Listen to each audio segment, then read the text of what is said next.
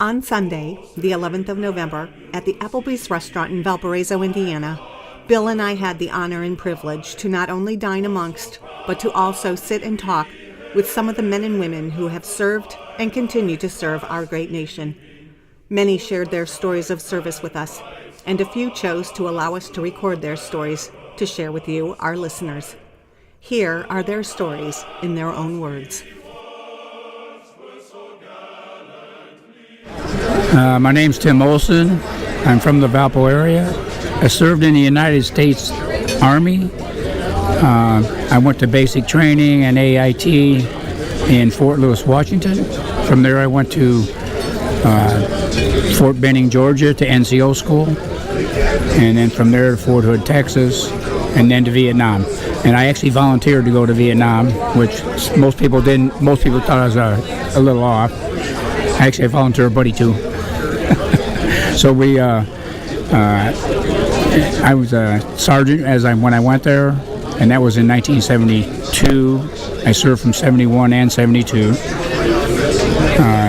I served with the 196th Infantry Division as a squad leader in recon for the first couple months, and then they put me serving as a motor pool sergeant, mechanic, for a couple months, and then from there I went to MACV, the Military Assistance Command for the Vietnamese Army. There wasn't a lot of action when I was there. I was fortunate that I volunteered to hopefully maybe save a young kid's life because I was older at the time. I was in my 20s. We worked hard over there to finalize getting things done, and I believe that when I was there, they were really working to get everybody out of there more than anything else, to get the North Vietnamese to slow down so they can work with their government. And I ended up running a NCO and Officers Club on Red Beach for the last 2 months I was there for the entertainment and NCO and officer clubs. And then they sent me home in November of 72, where I discharged right out of the service. It was a good experience. My father served in World War II, and then after me, my youngest brother served.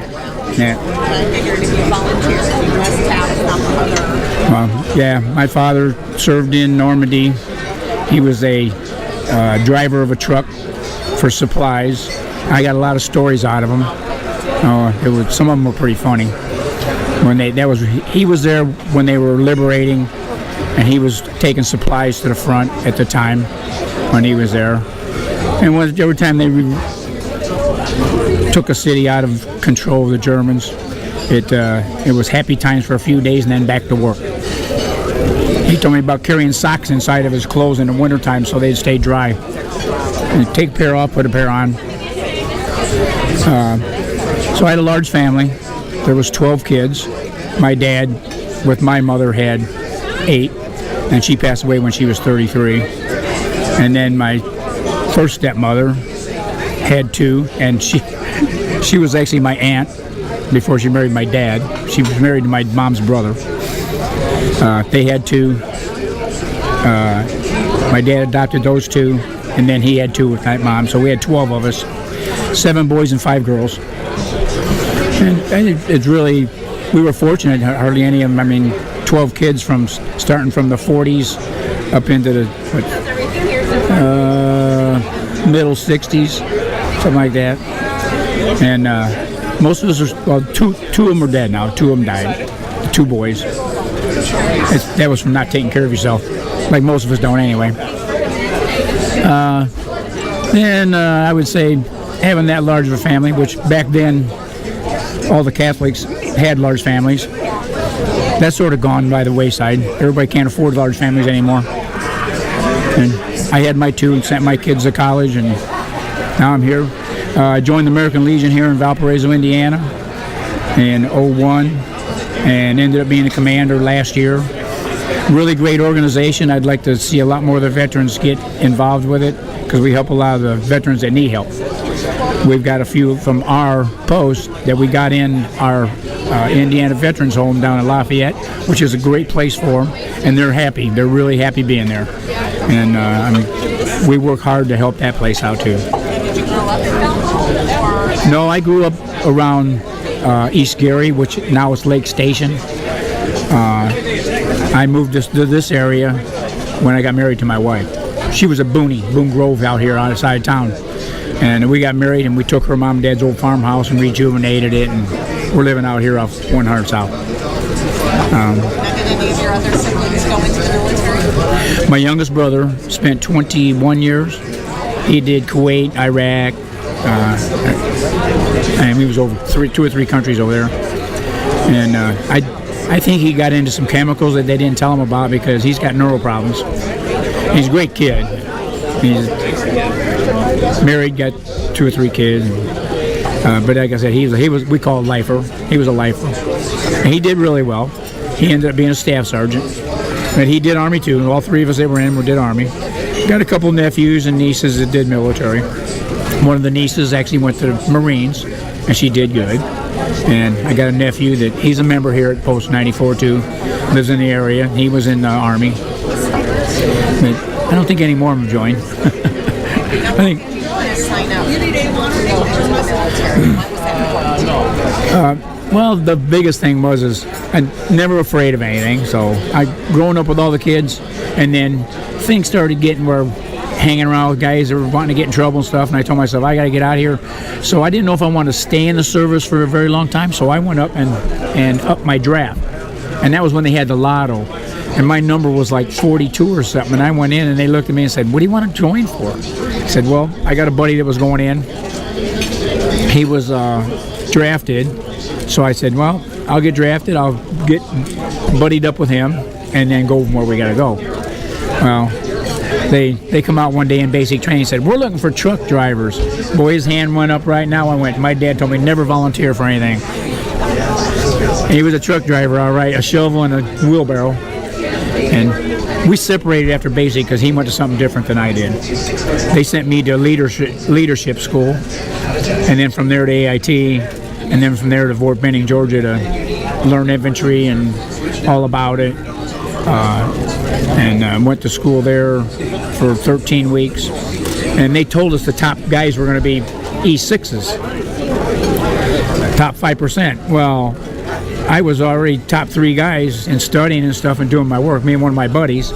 And they come out about 2 weeks before we finished and said, "We're not doing that because they're cutting down. They're not sending that many to Vietnam no more." And I went, darn it. So, and needless to say, I didn't end up in the top 5 after that told me that. So anyway, I got my sergeant, and then they asked us where we wanted to go. And I wanted to go to Hawaii, but they said, if you ask for some place that nobody likes to go to, they'll give it to you. So I asked for Fort Hood, Texas, and they sent me there 2 days later. Did 43 days of leave time after I was there. That's where I volunteered for Vietnam, they told me. So that's pretty much with my life with the service. But I love this area. I love Valparaiso. So what are you doing now? I'm retired. Retired? Family? Wife and 2 kids. I was an iron worker. Yeah, did 27 years of construction and ended up with a bad back from it, and they put me out to pasture. I took an early retirement from them before I hurt myself too bad, and then Social Security put me on disability because of my back. I couldn't go back to work. I was already 56 years old, and they said, yeah. It helped me out a lot by them doing it for me. Yeah. So I don't do much of anything anymore. Yeah. And I've worked hard with them. Like I said, I'd like to see more of the younger vets get involved. That'd be great. A lot of them aren't. Well, I never got in right away, just like most of them did. A lot of the guys came back to start their families, or they had families when they left, and they came back and they weren't get involved with the American Legion or VFWs or whatever. They were busy working and doing their families. And I seen a lot of that with the guys. So when I see guys that I think are eligible, I talk to them, try to get them to join up. It's a great organization. SA owned auxiliary. I've recruited a lot of people. They even give me a pin because I recruited so many people. I want money. But yeah, that's one thing I like to say. I like to say that to all you young veterans. Get involved with the Legion or the VFW. Like I said, for the auxiliary and the Sons of the American Legion and all that. That's great. Their wives can join, their kids can join. It's great. Great. We got a lot of my nephews and nieces joined up. I joined up 14 out of my family here. Nephews, nieces, sisters, brothers. Well, Tim, we appreciate your service to our country. Thank you. And enjoy your meal if you haven't already. I did. Oh, it was you great. did? I had the Awesome. double crunch shrimp. Really Awesome. great. All right. Well, thank you. Have a nice evening, sir. You too. My name is Daniel Alexopoulos. I'm 27 years old from Homewood, Illinois. I'm in the National Guard. I joined March 14th was when I was officiated. I was on my last semester of college around that time. I had an email from a recruiter, and at the time I never really envisioned ever joining the Army. I mean, I'm 27 at this point. I kind of figured if I was going to do it, I would have done it when I was like 21 or something. But in the email, the recruiter just said, you know, I was where you were at one point. I was getting out of school. I didn't know what I wanted to do in my life. And I thought to myself, well, you know, I've already done enough college. You know, I've already got my bachelor's. I have an associate's. I have a certificate. And what is all this education really? I mean, it was good. It was useful. But I still feel like I'm not in a place in life where I need to be. And so I thought the military would be like the good kick in the pants I guess I kind of needed. So I contacted my recruiter and I spoke with him, and you know, he talked to me about what opportunities would be afforded to me in the National Guard. So initially I was going to go into like satellite communications, but my recruiter saw, oh, you already have a bachelor's degree, well, why don't you just go into officer training instead? So I came in as an 09 Sierra, and now I'm an OCS candidate, so I go down to Camp Atterbury one weekend a month, and I just do my officer training there. So after I graduated in May, got my associates in cybersecurity, I headed off to Fort Benning for my 10.5 weeks of basic training, which, needless to say, was a pretty huge lifestyle shift. I had been pretty used to just kind of being by myself. I never really went beyond my comfort zone, so I figured this would be a pretty good way to force myself out of it, because I knew I was missing out on probably some key aspects of my life, but for one reason or another, I just didn't really feel like challenging myself, whether it was social anxiety or I just didn't care, or maybe laziness. So I figured this would be a good way to force myself out of my comfort zone. And needless to say, the first 3 days I was down there, I was like, I was having second thoughts, like, damn, I maybe, running everywhere, push-ups every time I did even the slightest thing wrong. It was quite interesting. But I definitely learned a lot. It was pretty cool firing a rifle for the first time, because up until that point I had never had any experience with any sort of marksmanship, so that was cool. Being away from my family was nice at first, but even I was kind of surprised by like week 4, week 5. I was like, damn, I kind of miss my parents. I really didn't expect that one to happen, so I ended up doing, for the first time in I don't know how long in my life, I actually wrote a letter, which I had never done since I was like probably 4 or 5 when I still believed in Santa. So that was interesting. So 10.5 weeks of that. Now I didn't go to AIT, of course. After that, I came straight home. So when Family Day came around and all the privates, their parents and siblings came to visit them, I was one of the few who didn't, obviously, because, well, the day after graduation, I was going home. So there was no point for my parents to come see me.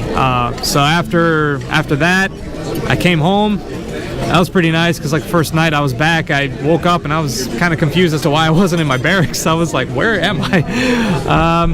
So since then, I've been doing officer training down at Camp Atterbury, learning leadership roles and stuff like that. I also am down there with a lot of the ROTC kids and watching them do their drills too. Army's definitely helped me take better care of myself. I was never really out of shape. Like, I never had weight issues, but I was definitely not, my stamina wasn't really where it was supposed to be, so I've been exercising a lot more, and I definitely feel better for it. So I've become a lot more proactive since then. And I'm definitely looking forward to where this is going to take me, because now for once I feel like now I'm actually doing something in my life that has a future. Like, I have a long-term goal. Now it's not just a matter of getting to graduation and then saying, now what, you know? Now it's like I graduate and now I move on to the next thing. And so it's a constant thing where I'm learning stuff on the fly. I'm learning things that I never would have gotten anywhere else. And, you know, because I always felt like to do anything worthwhile in life, there has to be a big payout in the end. I've never really been more of the doing things just for the sake of doing it. I always would do things with a purpose in mind. Like, what am I going to get out of this? And Army's definitely given me a purpose, more so than really college ever did, where I was just more sitting in class, more taking tests and homework and stuff like that. So it's nice to finally be out of that bubble, I guess you could say, because I've just sort of had enough. So now I definitely feel like I'm just evolving more as a person, and hopefully by the end of all this, I'll definitely be much better off than I was before I came in.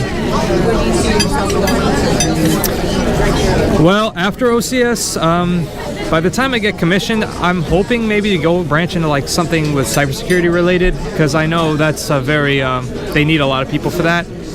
So I'm hoping to be like kind of one of the forefront leaders in that field, because I want to get more people into that, because I know as a nation we're kind of behind a lot of other countries when it comes to that sort of thing, and being that we're, you know, the biggest military ever, it's kind of a shortcoming I really think that needs to get taken care of, because I know sometimes, you know, sometimes, especially in the military, they get too caught up with tradition. They don't usually look forward sometimes all the time. So, especially with technology. So I'm definitely trying to get us more moving forward with computers and stuff like that, because it's all still pretty new stuff. And, you know, these things take time. Change always does. So, yeah, I'm definitely hoping to be a part of that. Now your family, mom, dad, and Just them. I have family all over the world, really, but as far as just the United States is concerned, it's just me and my parents. So, yeah, needless to say, my mother was kind of taken aback with the whole, Army? Like, what? Because I come from a family of academics, mostly. I think my grandfather might have been in the military, but for the most part, we're all just college-educated people, you know, bankers, lawyers, doctors, engineers.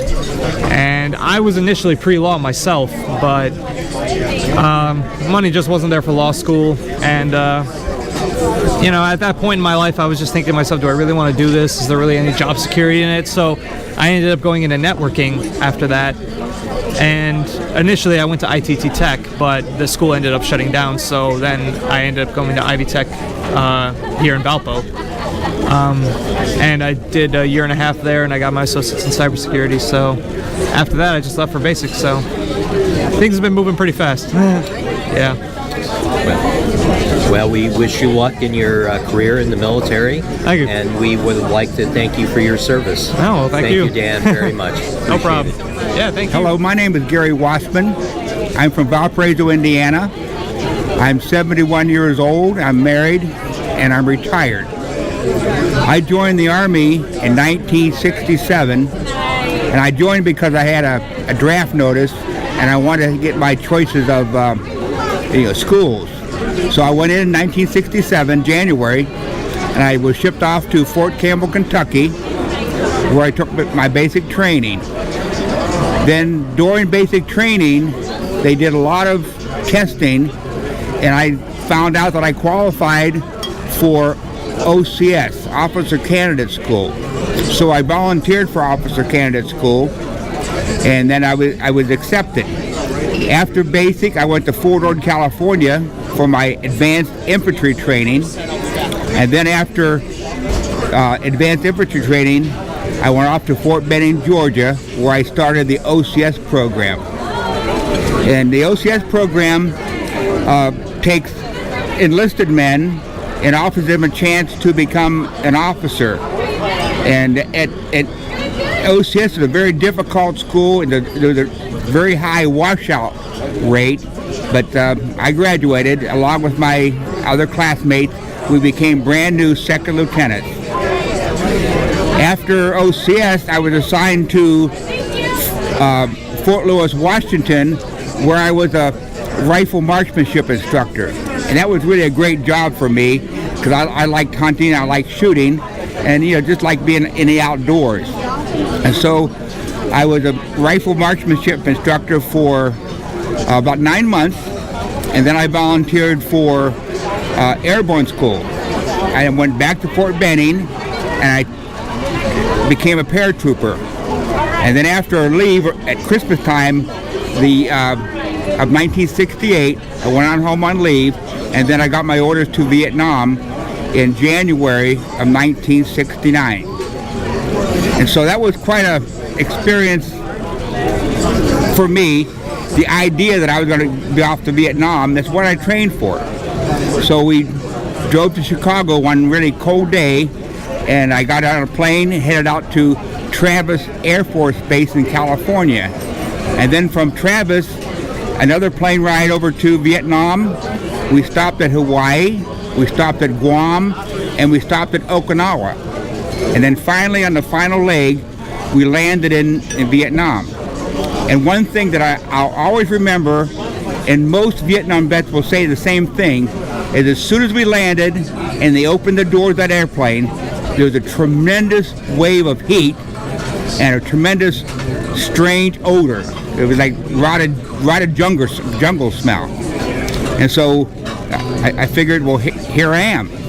And so we got off the plane, grabbed our gear, and of course, being in the Army, we had to wait around. But finally, they loaded us on these buses. They were like school buses, but they were painted green. And the first thing we all noticed was the fact that the windows had chicken wire or some kind of mesh over the windows. And everybody asked, what's that wire for? And the driver explained, that's so they don't throw grenades into the bus. And so then, after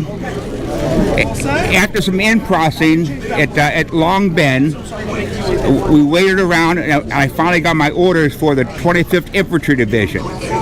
And then after a couple of days, they flew me north to Cu Chi, where I reported for duty at the 2nd of the 27th Infantry, known as the Wolfhounds. And then we had like a week's in-country orientation, and then finally I got assigned to a platoon. So here I was, a 21-year-old Army lieutenant, being introduced to my platoon. The full strength is the full strength is 43 men, but I only had about 30 available because we were short. And I looked all these guys in the eye. Here I am, all pale. They're all suntanned, grizzly looking, and mean looking. And I said, I'm your new platoon leader. But luckily, I had a lot of good guys, and I had a very excellent sergeant who kind of took me under his wing and showed me the ropes. And from then, I spent the next 9 months as a platoon leader in the infantry in Vietnam. On March 28th, 1969, we walked into an ambush. My platoon sergeant was killed, 2 other of my men were killed, and I got shot in the head. And I was evacuated to the rear. I was treated for my wounds. It took 14 stitches to sew up my scalp, but then I recuperated, and then I went back out into the field. And I spent the rest of my time leading my platoon and going on daytime and nighttime operations in South Vietnam. After 9 months of being a platoon leader, I was finally reassigned to the rear as executive officer for the headquarters company. And then, like everybody else in Vietnam, I was really wanting to get home, and I was counting the days so I could come back to Valparaiso, Indiana. And finally, on January 16th, 1970, I got on that Freedom Bird and flew back to Valparaiso, and here I am. I worked at McGill Manufacturing for 30 years, and then I went on to work at a fertilizer plant for another 7 years, and then finally I finished my career as a safety officer with Superior Construction Company. And I retired a couple years ago, and I'm enjoying life. Great. So tell us about your family. You have grandkids? I have, my wife Cheryl's here with me, and I have 4 kids, 8 grandkids, and most of them live in the area. So we're pretty happy. Spent a lot of time in Michigan. We have a cottage in Sawyer, Michigan, So we spent about half our time there and half our time here. And now that we're retired, we get to do a lot of traveling. Yes. Thank you. Thank you for telling us about it. Well, it was an experience. Yes, that was hard. Thank you. If you haven't enjoyed your meal yet, My name is Patrick Donnelly. I live in DeMotte, Indiana. I served in the United States Air Force from August of 1971 to May of 1975. I was in supply. I basically ordered airplane parts, and as well as other things, but for the most part, I ordered airplane parts. And after my training, I was stationed for 3.5 years at Canada Air Force Base, New Mexico. During that time, I was on a mobility team, and we'd have alerts and things like that. And when that happened, you didn't know if you were going to be sent halfway around the world or whatever, because they didn't tell you anything. When the siren went off, you went to the flight line. But fortunately for me, it was always just a drill. So I consider myself extremely fortunate, because even though I served during a time when Vietnam was going on, I never got sent there. So I got to have my family with me while I was stationed in New Mexico. So, as I say, I consider myself very, very fortunate. After I got out of the service, I worked in construction for 38 years. I taped and finished drywall. And then, like so many people, after you get so old, the construction trades start to wear on you. So I decided I needed to do something that wasn't quite so physical. So now, down in Rensselaer, I'm the Jasper County Veteran Service Officer. And I help other veterans apply for various VA benefits, whether it be claims for service-connected disabilities, or to sign up for VA health care. And that actually, for me, was the ultimate job. I mean, I made a good living in construction, but what I'm doing now, I look forward to going to work every day. As far as my family is concerned, I've been married to my lovely wife Mary for 48 years. We had 3 children, 2 girls and a boy. I have 11 grandchildren that range in age from, I got to think about this one, from 12 to 24. And my grandkids, for the most part, they're down around the DeMotte area, but my son a few years ago, well actually 15 years ago, moved out to Arizona, so I've got 3 grandchildren out there, as well as our 24-year-old granddaughter went to college at Arizona State, and she now lives in Arizona, so we go out there a couple times a year. So I told my son to make sure he got a big enough house that I can come there and stay when I want. So that's pretty much me. Well, I was in the draft lottery of 1971, and my number was 2. So there was no doubt I was going to go, and I was already married. We already had our oldest daughter, and of course my wife, I came home from work that day, and my wife was sitting out on the front step of this duplex we live in. She was crying her eyes out, and I said, "What's the matter?" And she said, "I watched the drawing today. Your number is 2. She was worried I was going to get drafted, end up getting sent to Vietnam, and she said, "I just know you're going to die, and everything." So I said, "Well, let's go down and talk to my dad." My dad was a World War II veteran, served in the 82nd Airborne over in Europe, actually North Africa and Europe. So I went and talked to him, and he told me, he said, a tall guy like you with long legs, they know you can walk all day, you're perfect infantry material. And he said, "I'd like to see you come back in one piece if you get sent overseas." He said, "I strongly suggest you go in the Navy or the Air Force." He said, "You get a dry bunk to sleep in and hot chow every day. You're not crawling in the mud eating sea rations."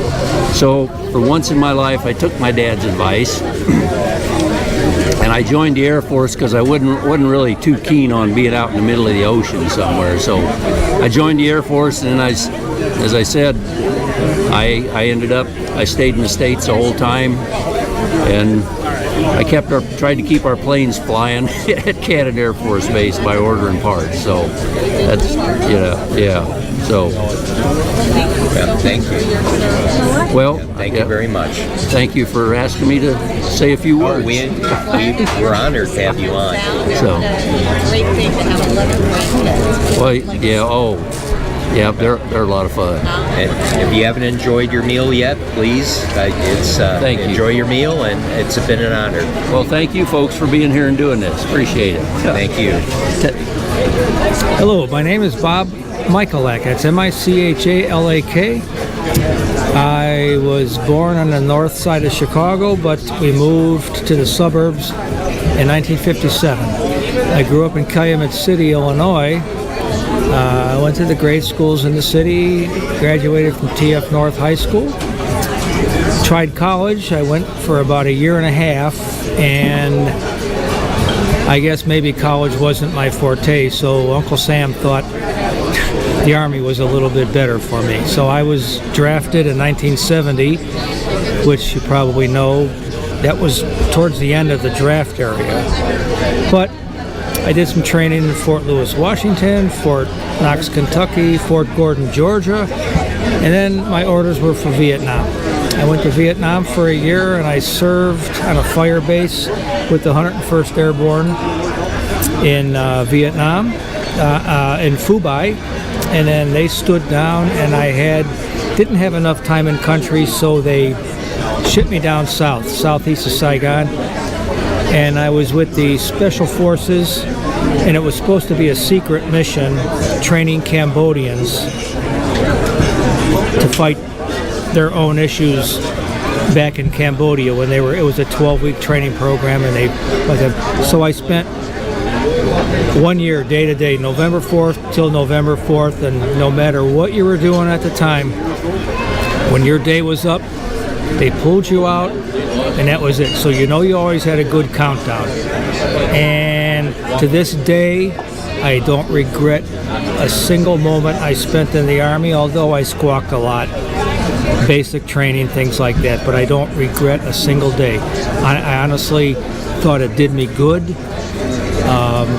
A lot of recognition now compared to 1971 when I came home, but that's another story. I appreciate what they're doing for me right now, and